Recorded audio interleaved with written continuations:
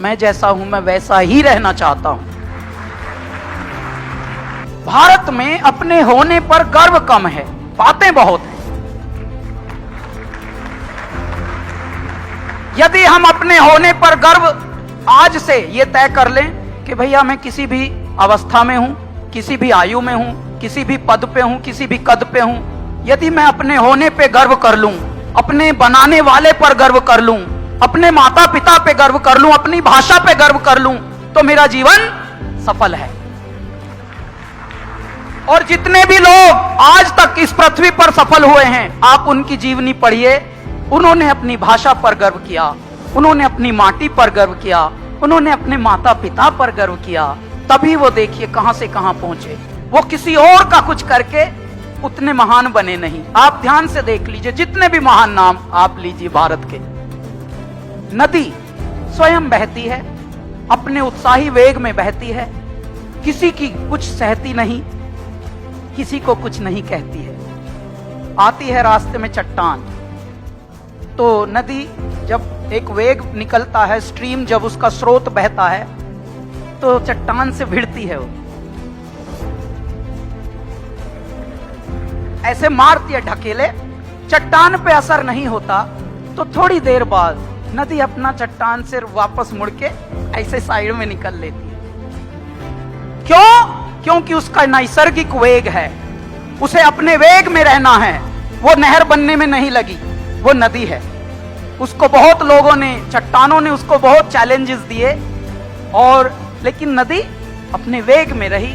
यदि हम सब अपने वेग में रहते हैं तो अपनी खुशबू, अपनी पहचान का एक नजारा अलग होता है, उसकी रोशनी अलग होती है, उसका नूर अलग होता है। अच्छा, हिंदी को बहुत ही लाइटली मत लीजिएगा। जैसे हम अपने बड़ों को लाइटली ना लें, ऐसे ही हिंदी हमारा जड़ है, हमारा मूल है, और हम इसी से फल फूल रहे हैं। आप देखिए, दुनिया में करोड़ों की ये फिल्म इंडस्ट्री है, अंग्रेजी पे अंग्रेजी पेल रहे हैं एक दूसरे में, लेकिन कमा कौन रहा है? कहां से? हिंदी से कमा रहे हैं सब। तो ऐ मेरे हिंदी से कमाने वालों, शाह और सा में भी फर्क समझना, वरना एक नुक्ते ने बदल डाली तकदीर हमारी। हम अर्ज करते रहे, वो गर्ज समझते रहे।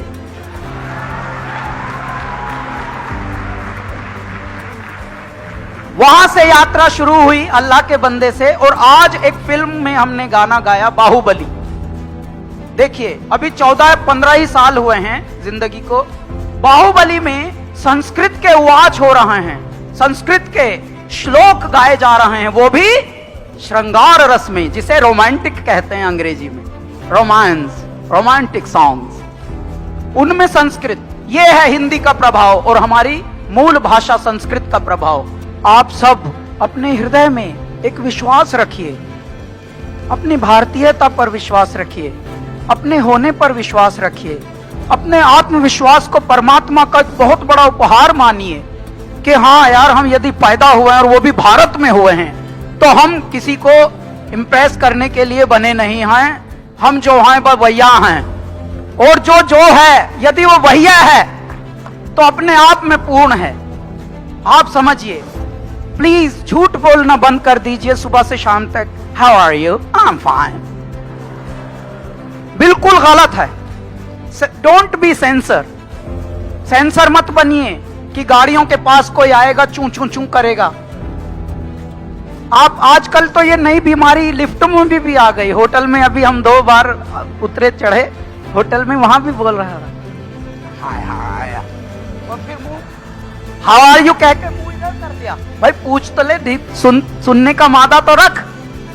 तो कृपया झूठ मत पालिए, झूठे मत बनिए, प्लीज जिंदा दिल रहिए। और जिंदा दिल वही रह सकते हैं जिनको आत्मविश्वास से परिपूरित जीवन मिला हो।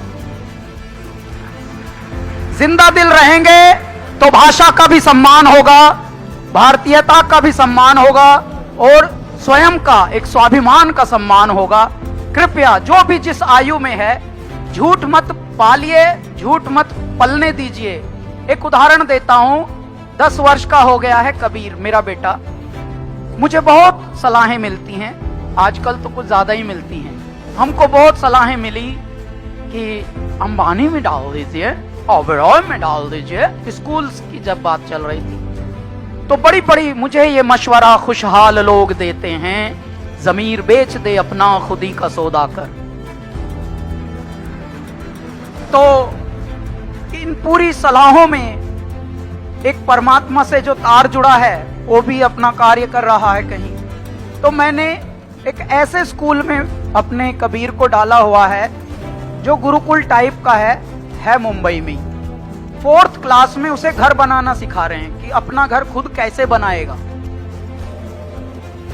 ये नहीं सिखा रहे हैं कि भाई कौन सा गणित है कौन सा ये, वो तो सब सीख जाएंगे वक्त के थपेड़ों के साथ। हर आदमी अपना गणित खुद सीख लेता है गुणा भाग।